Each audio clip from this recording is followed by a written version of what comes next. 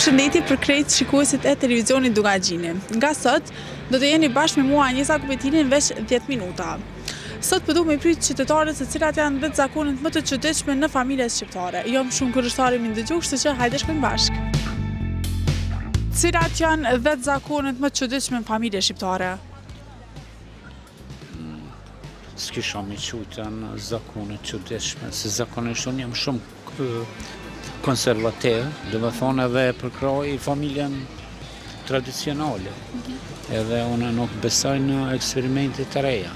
Për shembull, familja që ka qenë si mas traditës, ajo edhe do të murujtë.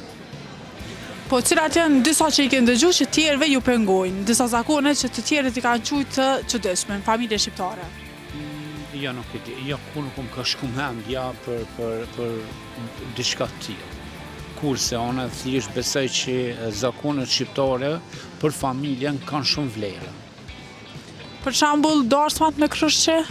Po me kryshqe më ketë po më duket në rregull, ama unë gjithmonë po mendoj që ti po mendon për kohët që tash që janë postmoderne, që po bëhen për shembull këto darsmat na për restorane, nuk është e njëjta, sikur zakonet që kanë qenë përpara, sikur që tash çish po bëhen. Se përpara për shembull kanë qenë shumë ma klasike diçka, nuk ka pas kësi shpenzime. Qysh po bëhen tash për shembull. Tu janë nis prej rrobave, ushqimit që është temose, edhe shpenzimet për muzika, shpenzimet e tjera. Mendojnë që është më e komplikuar tash, domethënë, ndoshta sa atëherë. Po, tash shumë tash ka shpenzime. Edhe atëherë për shembull unë besoj që janë thirrë veç njerëz shumë të afërm.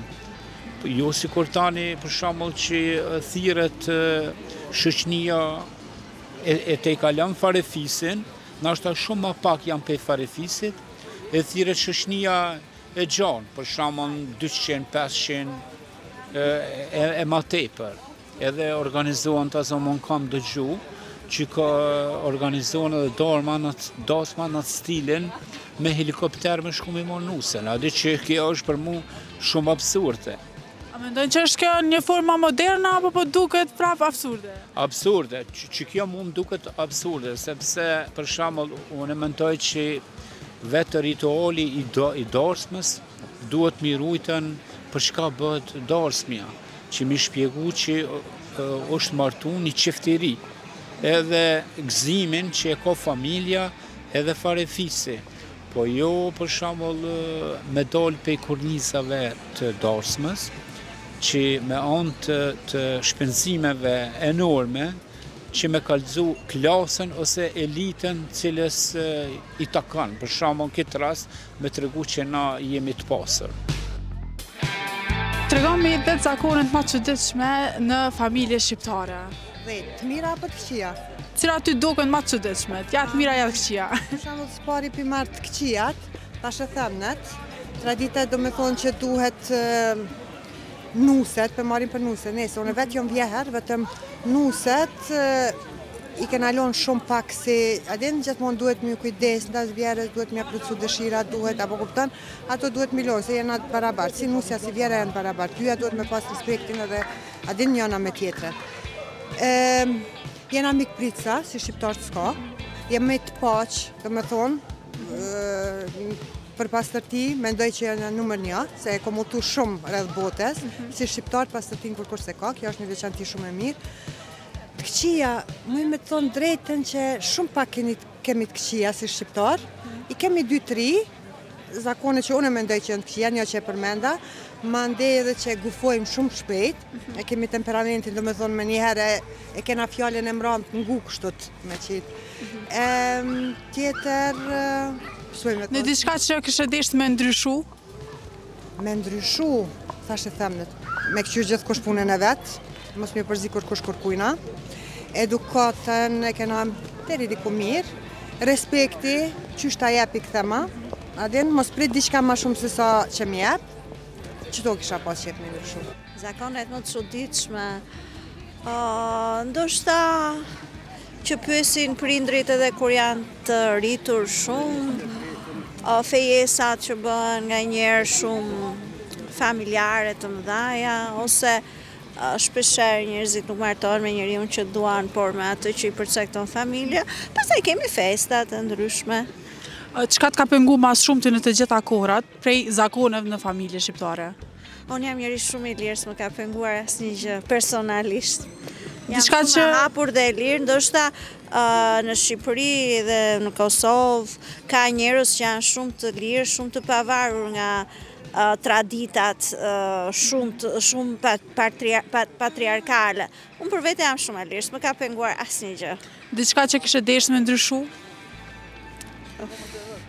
Të kishte pak më shumë respekt në familje se sa tradita. Do doja respekt vërtet njerëzor, në kuptimin e mirë, të respektohen të drejtat e të vegjëlve dhe të rriturve.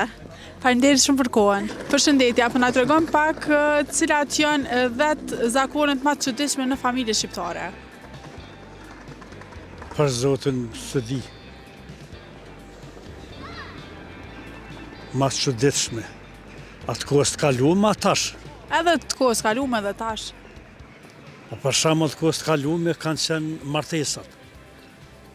Çka ka pas çuditshme në martesa që të ka pengu? Nuk ka qenë çuditshme, ndoshta ka qenë traditë shumë interesante në atë kohë.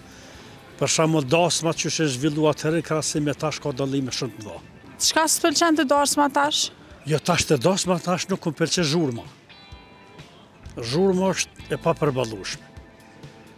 Ma të vjetra, kur janë martu, për shumë kanë shku kanë marrë nusën me qere, me kuaj, ku ta diun, tash mënyra e martesës është shumë ma emancipume, me nivel ma të lartë.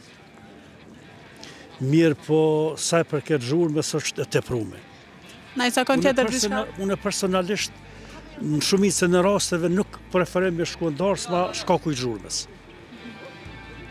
Darsma, unë jetoj në Gjermani, atje kam pas rast me shku dhe të Gjerman darsma mirë, po ti nuk je shans me bisedu me personin që në tavolin kur të fillë muzika bje fjolla. është e teprume. Na i zakon tjetër diçka që të pengon? Ose që të ka pengu deri vonë? Zakon tjetër që më ka pengu edhe kur o fjollat e dasmat bje fjollat e fejesa. Ose martesa bje fjolla, por e martu me mësit. A mundesh me mi thonë 10 zakonet më të çuditshme në familjet shqiptare? Zakon pak më i çuditshëm është që atëherë kanë martu vajzat pa djeni ose pa burën, tash më duket pak shumë pa lidhje. Tjetër e kam pas halado familje kanë që musafirët kur vinë mos me i lonë me shku pa hongër bukë. E dita është nështë edhe një është në të mu datë martër, të nduket. Pse, a ke menu në herë pse e kanë Jo dhe kom pyet, po nuk di me të regu, se është kështë si ditë tërës të nduket, të konsiderojmë, po nuk është gjithë qka që ka thuhet kjo është zakon e nuk di me ta spigu, më nduket që të qëmë. A ka ndonjë zakon që ende sot pengon edhe kështë pas qëtë me ndryshu? Po, për shembull nuse, që trajtojnë nështë ende në disa pjesë, që dohet në qurë për hynë tjerë, më qunë dhome, më qunë kabë, se vi me shërby veç nusja, ndoku që pak ka nevojshme dhe ne jo respekt për personin e ri që vjen familja. Kush me shërby bashkë me nusën këtë rast? Normal krejt. A të s'fuqu? A do të fuqu edhe vjera? Gjithsesi, nëse monët pëse jo. Me trajtu gjithë antarët e familjes për ndryshën një si pjesë e barabartë.